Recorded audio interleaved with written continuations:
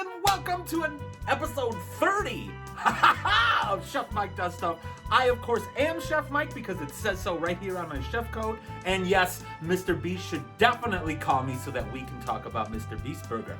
Why does this intro look a little different? Well, because I finished everything. The dish is already done. And when I went to go ahead and edit the video, apparently I didn't press record or somebody called while it was recording and my whole intro was ruined. Anyway, today we are gonna make Succotash, and the reason why we're gonna make Succotash is because you may be in an area of the country where you have no power, where you need to start using up ingredients, where maybe you took the ingredients that were going bad soon, put them outside and you froze them.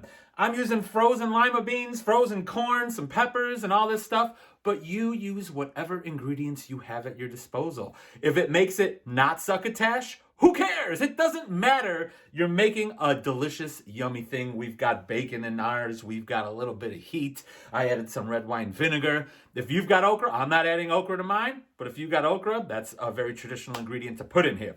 If you like what you see, make sure to like, share, subscribe, hit the bell, tell everybody I exist. Let the world know that Chef Mike Does Stuff is a thing. Post it in all the places. If you're a brand and you have food, beverage, or equipment shenanigans that you want your friendly neighborhood Chef Mike to use or talk about, email me at chefmikedoesstuff@gmail.com and we can make that happen. And now, if I remember correctly, I'm supposed to say we're gonna go to the stove to start cooking the thing that I already cooked because I recorded the beginning, but then it didn't record. So I'm recording the beginning at the end and then gonna put it in the beginning. So if the tone sounds a little different because it's been a day, that's the reason why all this is happening. So I'll see you over there in the past and the future.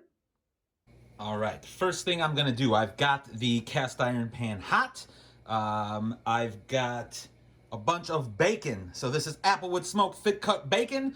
We're gonna cook this off first. Now, just because I'm using meat in this recipe doesn't mean that you have to use meat in this recipe. You can use butter, you can use olive oil, you can use whatever the heck you want to customize it to your liking. We are going to be keeping a lot of this bacon fat in here. It's going to be kind of the sauce or dressing that we're making for this dish.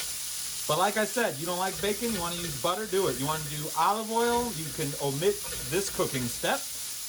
But basically what we're going to do is cook this until it's nice and brown and crispy the way we like it. And then we are going to remove the bacon from the pan and do the other stuff. So I'm not going to just sit here, as much as, you know, it would be entertaining to watch bacon cook. Maybe I'll do a separate video of that, ASMR bacon shenanigans. But I'm going to pause so that way we could get through this video nice and quick. All right, our bacon is browned, delicious, just how I want it. It will get just a little bit darker after you pull it out of the pan because it's still super hot. I am turning the pan off just to be safe. I am using a slotted spoon to keep some of that, or keep all of that delicious bacon fat in the pan. And I'm putting it all on this paper towel. If there's a little bit left in your pan or whatever, don't even worry about it. You don't need to get 100% of it out, but I am. Let me turn this fan off as well since I turned this off. Now, all this delicious, beautiful bacon fat, I'm gonna leave it all in there.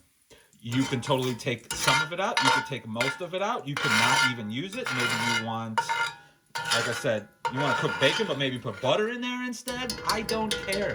Do whatever you want. This is one of those recipes where I definitely am not going to provide you with any measurements or anything like that because you're going to be making it with whatever ingredients you have. So I don't know what you have. So there. And I'm lazy. That's how I roll. All right, bacon out of the pan. Like I said, it is on a paper towel. Spread it out nice and even. It'll actually get crispier as it kind of cools off.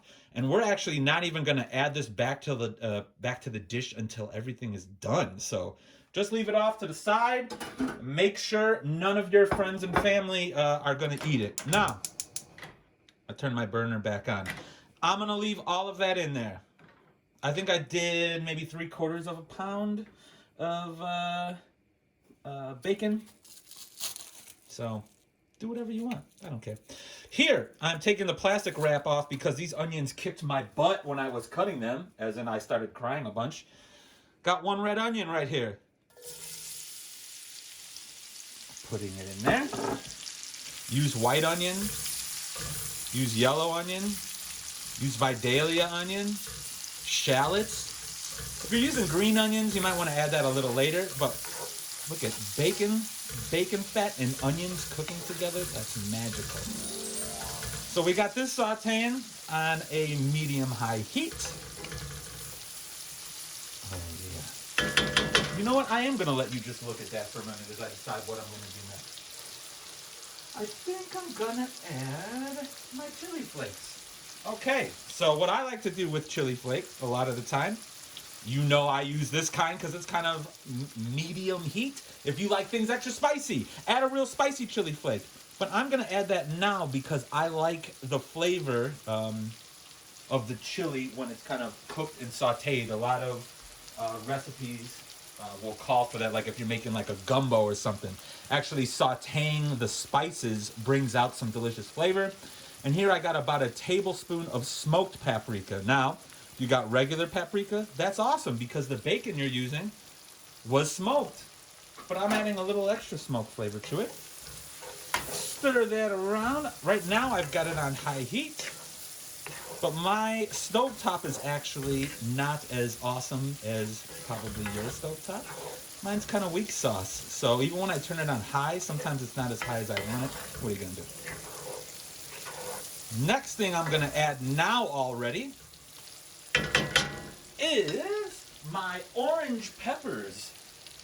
All right, I had orange peppers. The only reason why I chose orange peppers is because I'm going to add red tomatoes to this dish. And I already have a red thing in there, so I didn't want to add red peppers. That's it. So I'm going to let this cook for about 5 or so minutes. And we'll be right back. Hey, I totally forgot to add one of the things. I think you saw in my last video I was being a pain in the butt about thyme. So in this recipe, I'm putting those 2 sprigs in like this, and I'm going to leave it in till the end.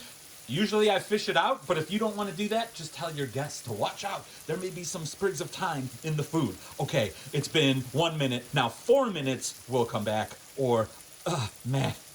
I'm going to add some black pepper.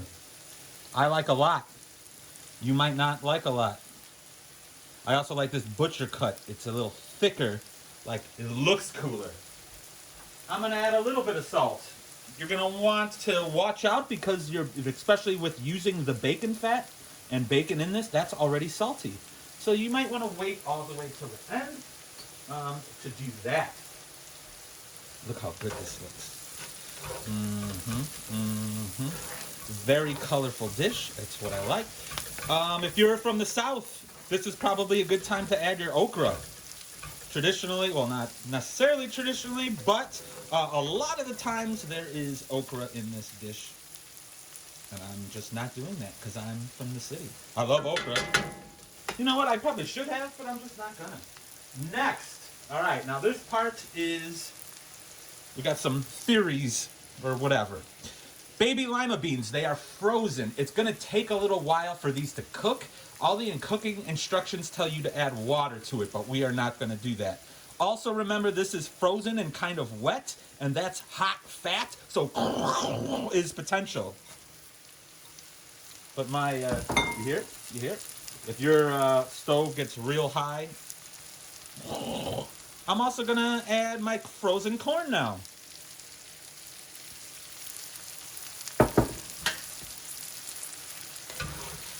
You're gonna hear when I move this on. Now remember all that bacon fat we had in here? Look at how much stuff is in here. So, I lost the yellow pepper. Get in there.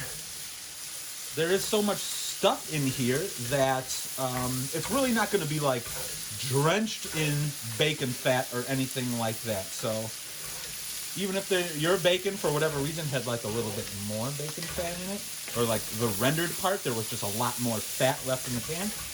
That's cool. what else? This is super simple, right? We're just gonna cook this. But like I said before at the beginning, if you've got other vegetables, if you've got other frozen things, now's a good time to put it in the pan. We're still gonna add tomatoes and arugula and fresh garlic and some red wine vinegar, and then add our bacon back. But we're gonna do all that. That's like the last minute. So I'm gonna let this cook for maybe about 7 or 8 minutes until all the corn and beans are thawed and are cooked all the way through. And then we'll go on to the next step. All right, I just tried some, and I am gonna add a little more salt right now. Just because I know. You may wanna wait till like everything's in the pan, but I'm not gonna do that. So, now there's like 1 minute left in this cooking process here. So, first thing I'm gonna do, add 2 cloves of garlic.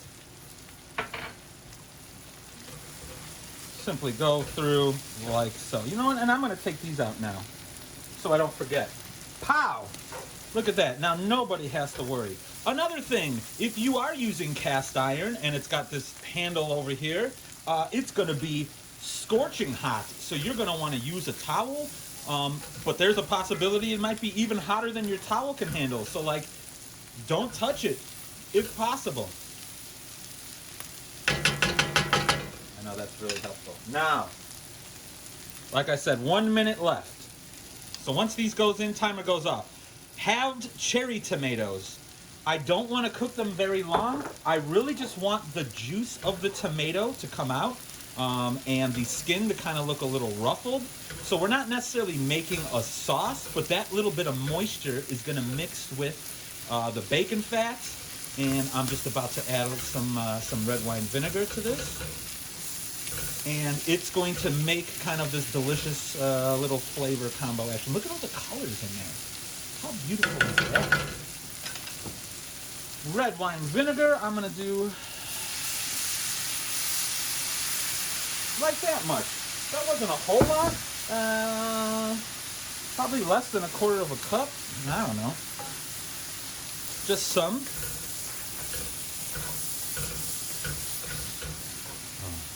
Okay. Now, I am actually just gonna turn this off. Even though the tomatoes have only been in there probably a minute, it's still gonna be very hot. It's in cast iron, it's still cooking. Off, and you always hear that, that's my child-proof thingamabobber. Arugula, the pan's off. I'm adding arugula to this now. Arugula is perfect for this because it's like a nice bitter, peppery green. And why do we want to add something bitter to this dish? Well, think about all the sweet stuff we have in here. Think about all the salty stuff we have in here. Think about the sour stuff we just added, vinegar. Think about the bacon, that's umami. Think about all the colors that are in here. Basically, we made a, what is that, 5 things? A no, that's 4. Hexagon. Hexagon is 6 because I watched WandaVision. Heptagon, I think it's 5. Or pentagon. I'm an idiot. Anyway, so you could see the arugula is done. All right, it's cooked, ready to go. Last thing we're gonna do is add our bacon back to it. Mix that in together. And now that's it. It's basically done. What I'm gonna do is hurry up and take a fancy photo of this while everything looks delicious and vibrant. And then I'll meet you back at the usual spot where I'm gonna eat some. The most exciting part. See you in a bit. And there it is. Your succotash. Once again, use whatever ingredients you have. It doesn't matter if the beans and corn ratio are wrong for succotash. I'm sure some of you traditionalists are going to tell me that. Or it should have okra. Cool, you do that. I just did this. This is very much a recipe. Just add what you have. If you've got things that are going bad, just throw it in there. It's not going to be horrible. But actually, the combination of beans and corn is a very common combination, just like beans and rice. It actually gives you a very much broader nutritional profile. Of course, we mess that up calorie-wise by adding a bunch of bacon to it. But now you have protein as well. So this is my succotash. You make your own succotash or whatever. Take pictures. Make sure to tag me. Make sure to let me know that you enjoy the videos, what you like, what you don't like, what I should cook. First of all, it's not first of all. We've done so much stuff. I always say that. It's hot.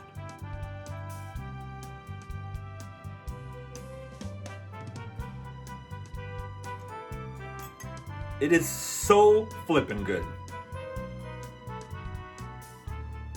Gosh, just the right amount of heat, very smoky because of the bacon, and we added that smoked paprika. It might be a little more red compared to your normal one because I did add paprika. I like a lot of it, but I cooked it out, so it gave that nice red profile. The arugula is a perfect little like bitter pepperiness that balances nice when I bite into the tomatoes, which are super sweet, and the onions, which I kind of caramelize, which are super sweet, and the corn, which is super sweet. And that balances great with the saltiness of the bacon and the extra salt that we added to, and the umami from the bacon and meat. And as you can kind of see, you can't really see. It's not like a sauce. It's kind of sauce. It's like a sauce. It's drippy. You saw that?